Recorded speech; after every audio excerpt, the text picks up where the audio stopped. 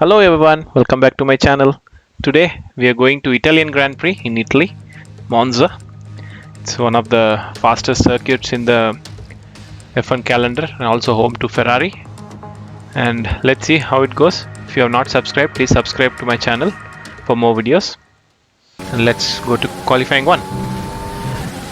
So it's one of the longest pit straight as usual. So and the DRS open and it's around 360 kilometers an hour we can go, especially with a lot of engine upgrades. And then braking point close to 100 meters and then right and left slow corners. After this another flat out section, even though slight right turns you can see here, but it's flat out, completely flat out. There is no lifting or braking around 340 and just under 100 meters heavy braking towards left right king, and then again another flat out section, then slight braking fourth gear towards this. I missed the apex there, but it is okay, not much time lost. And then another flat out section here towards the end of this straight, and it's around 350 again, as you can see, 355, 356, 357, then heavy braking towards left, and then a right flat out section. So and then again another left towards another straight. So here too I think we should be able to reach around 350 kilometers an hour, and then towards the parabolica, right hand long curve. Then yeah, so after that it's end of this lap. That's qualifying one for you. Should be good enough for pole position, hopefully. Yes, then I think it's game on. So let's move on to qualifying two. So we are already on pace. In qualifying one itself we got first position in the qualifying one, which is rarely happens in my team career, especially in season 2, where your car is the number one car and you have a 98 rated teammate. But anyway, we got P1 in qualifying 1. I should take that momentum in qualifying 2 as well, which really doesn't matter. It's all about moving to top 10 in qualifying 2. So any time which is in top 10 should be good enough for qualifying 3. So once that is done, I think we should be able to achieve a pole position, because I am pretty quick in this track, I would say, even though it's a very less number of corners and most of the things are straight line. So my car is towards the straight line speed. I think I may lose a little bit of time in the corners, but not much in the straights. As you can see, in each and every straight I am close to 350 kilometers an hour, which is huge for the Formula 1 car. Yeah, so that's how it is. So hopefully let's see what would be the time. No worries. I think Esteban Ocon I lost the back end there. I think I had to go wide, but nevertheless I should be able to get top one. Yeah, see, I think the last mistake gave an opportunity for Danny Ricciardo to get P1. So yeah, so I had to forward the time. So as I told, it is not great to go on the initial stage of qualifying 3. So I had to forward the time and then go towards the end, so that more grip will be available for you. And I made a mistake there, but let's see, let's hope for the pole position. If I can get a pole position here, it would be good. As you can see, the clouds are already up. It's very dark cloud, so there could be a rain. Maybe it's a wet race again, compared to other races in Italy. I think usually Italian Grand Prix will not be in rain. It's rarely it's wet race, but you never know. We will see what happens in the race. But anyway, moving on to this qualifying 3. As you can see, the time is over, so we have this lap to complete and we should be able to gain some time. I am 1 second faster than Ocon, who is on P6, but Ocon is not my target. My target is Danny Ricciardo. Only one person who can beat me to qualifying as well as in race is my teammate Danny Ricciardo. But let's see, this time I should not make the same mistake I made in qualifying 2. It was perfect corner. So let's see if it is good enough for P1. Yes, I got the pole position. That's pole position, back-to-back poles for us, which is very good. That means we are on pace with Danny Ricciardo. So it's very difficult to get a pole position, especially if the AI is tuned to 102 plus. But we got it good enough, 2 tenths, less than 2 tenths faster than Danny Ricciardo. good enough for us. So anyway, let's move on to race and listen to David Croft commentary. Hosted its first race all the way back in 1922.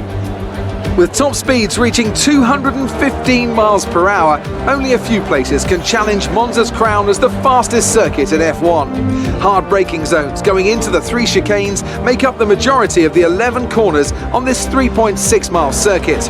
And just in case the slipstream wasn't enough, 2 DRS zones will help encourage some closer action.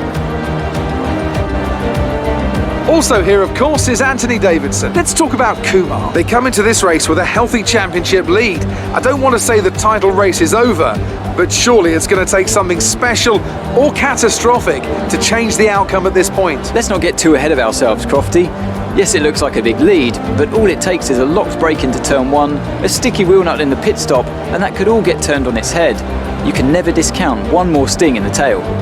It's time to see how our drivers are stacking up after yesterday's exciting qualifying session. Kumar lines up on pole position and P2 goes to Daniel Ricciardo, a strong showing from the Australian. Moving on to the rest of the grid, we have Bottas, Hamilton, Sergio Perez and Stroll, Norris, Sainz, Ocon and Roman Grosjean, Gasly, Verstappen, Daniel Kvyat and Leclerc, Albon, Vettel, Antonio Giovinazzi and Nick De Vries, Russell, Schumacher, Magnussen and Nicholas Latifi.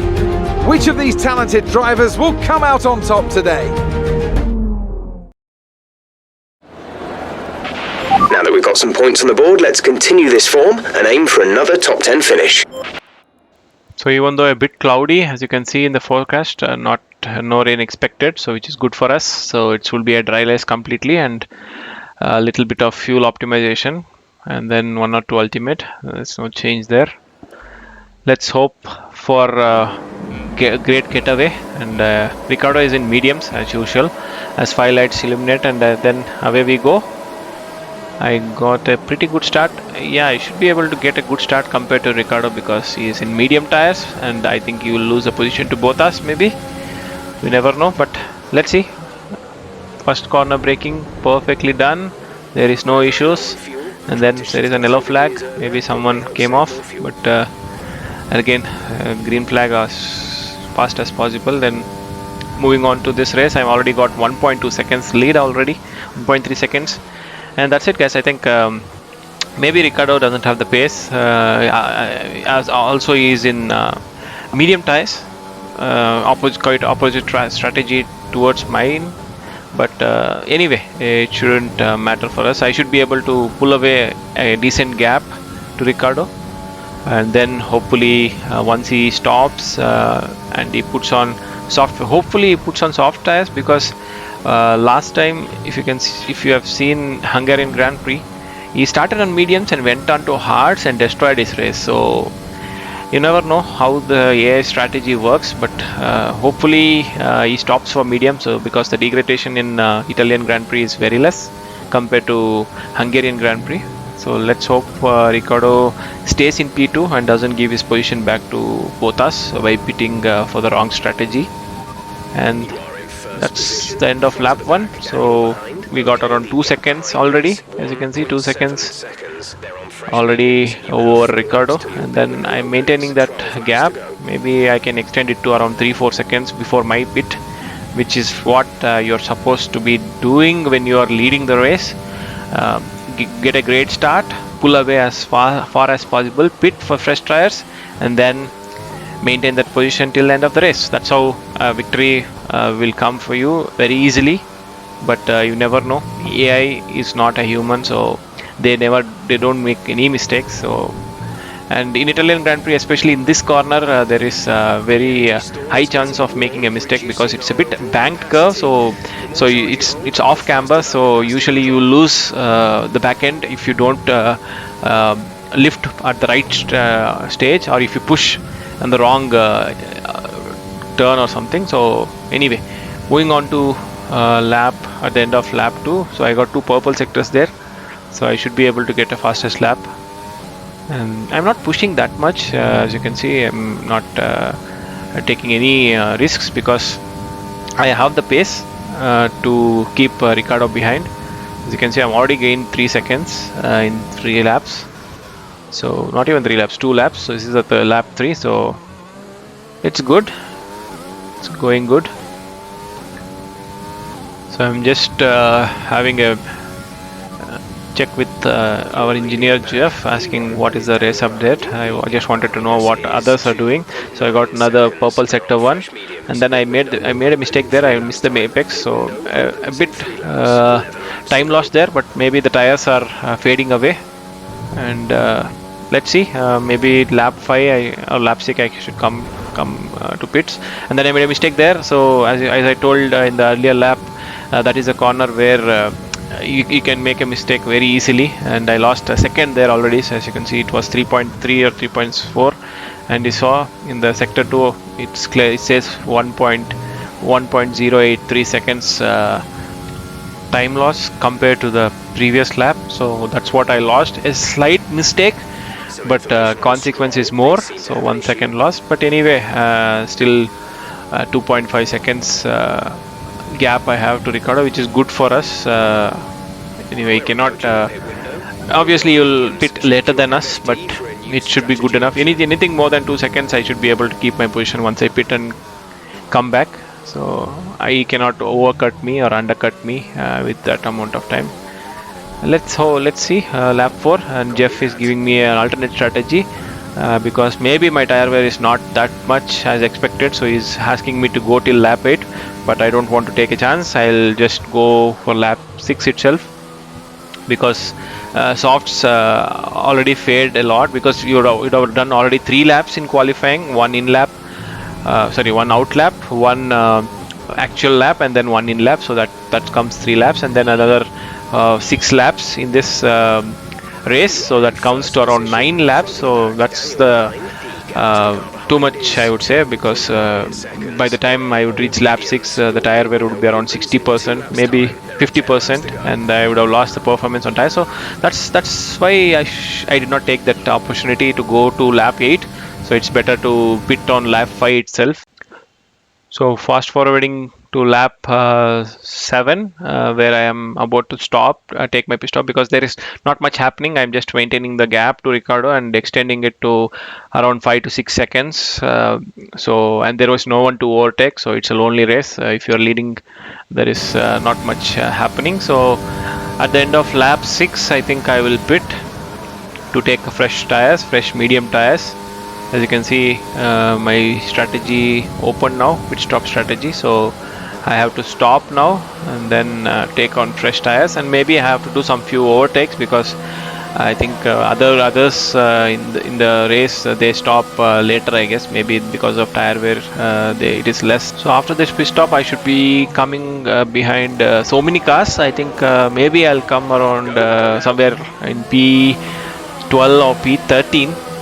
Maybe P14, I believe, so P11 currently. So there are many cars which are close to each other, so that's there. And Vettel overtook us. So I don't know, both the Ferraris in their home race are fighting for top 10, and they're stuck in 13th and 14th place. I think maybe the Ferrari is too slow. So yeah, 2020 season anyway, Ferrari is slow.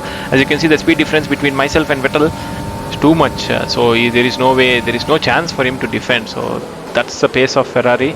Maybe that's the reason they stuck behind Giovinazzi and I don't know who is at the front. So, but anyway, Leclerc tried to defend it. At least he tried something there, but Vettel, he did not have any chance. But let's see. I think Leclerc shouldn't be a problem in this straight with the DRS open and overtake mode on. So I should be able to guide him very easily. As you can see in the left hand side, there is no way he can defend with respect to my car, because my team car is the fastest car.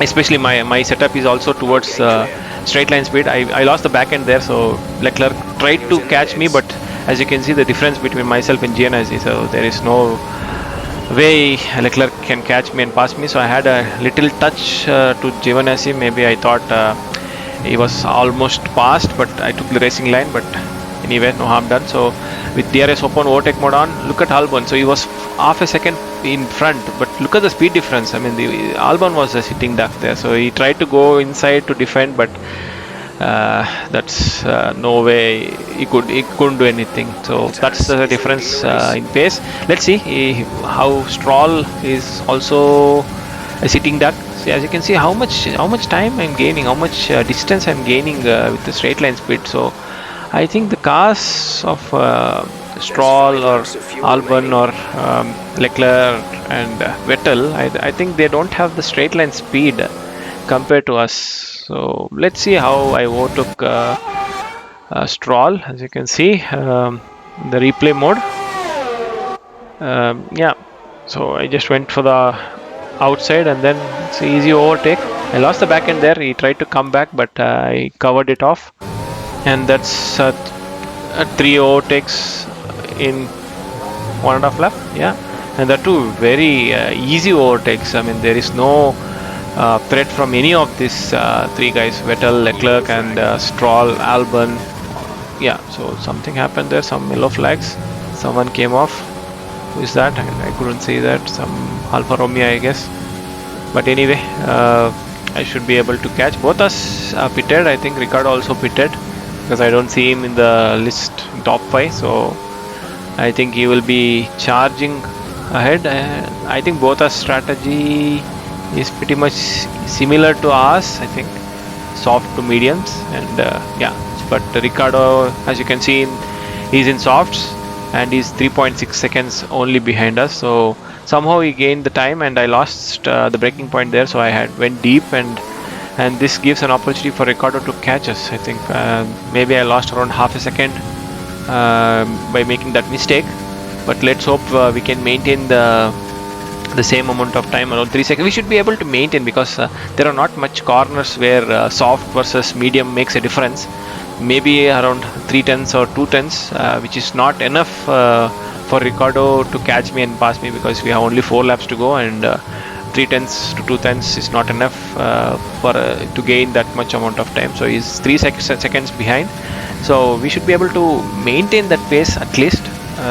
So let's hope for that. But we never know. Ricciardo usually will be faster in the last laps. That's how the AI is.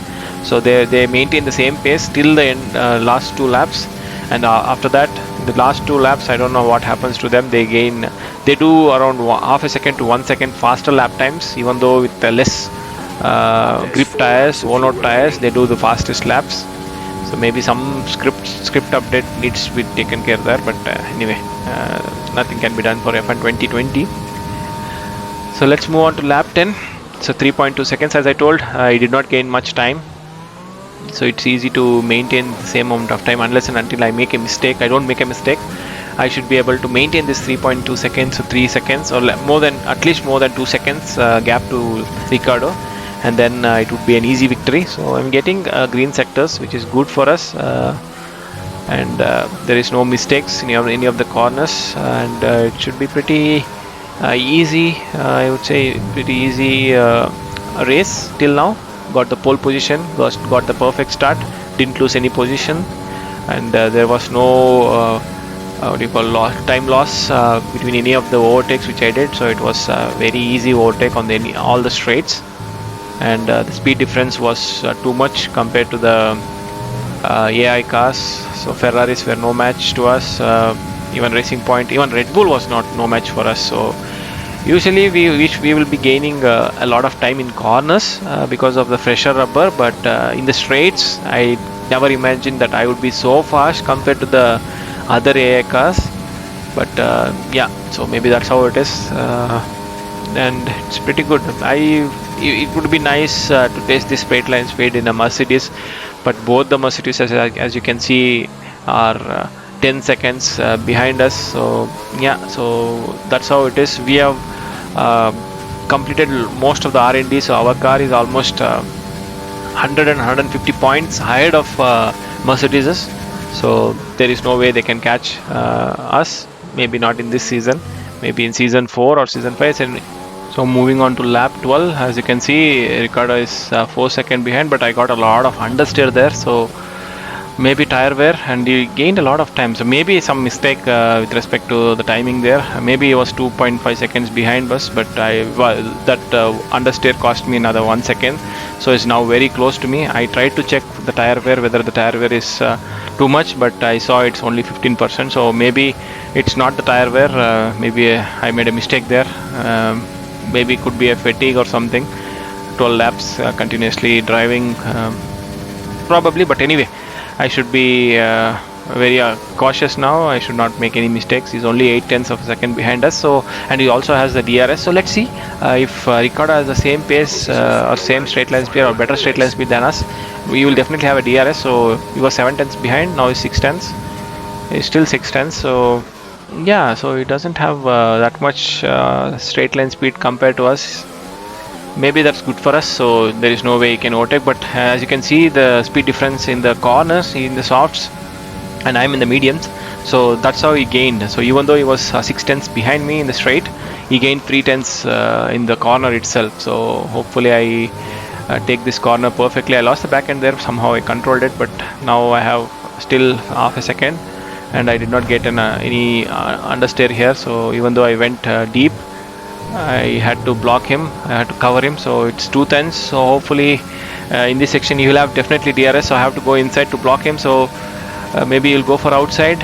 He's trying for outside. I am giving enough space. He came, he was side by side, and somehow I had the inside corner, so there was no way he can overtake from the outside in that corner. So the position was maintained, so still is there, is not disappeared, is 3/10, but it's a final lap, final corner.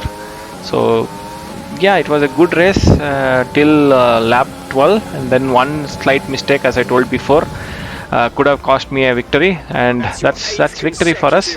And 8 in a row, that's what Jeff is trying to tell me. So I got 8 wins in a row. Oh, that's a great consistency, I would say. So even though I got pole position only in one of the two tracks, Belgium and this one, I was able to win almost all the 8 races. So, yeah, so it's good for us, pretty good. With respect to championship, I think not yet won. Otherwise, there would be a burnouts and celebrations, which is not happening. Maybe I am close to the championship, maybe 1 or 2 points, I think, because only 4 races are left, and I believe I am around 100 points clear of Ricardo. So it's only a matter of time. I think in the next races I should be able to win the championship and also celebration. Yeah, so coming to this race victory celebration, I think Ricardo is talking to himself that no matter what I do, this guy always wins. So anyway, it's his team, it's his championship, so I'm only a driver for his team, so maybe that's what he's thinking. Anyway, we got the victory, guys, 8 in a row. And if you have not subscribed yet, please subscribe, and also press the notification icon button for more videos. And as usual, highlights will follow. Please subscribe, guys. It's very important for me. Most of the guys who watch my videos are non-subscribed guys, so please help me with respect to the subscription, and wait for more content. Thanks. Have a nice day. The Constructors' Championship.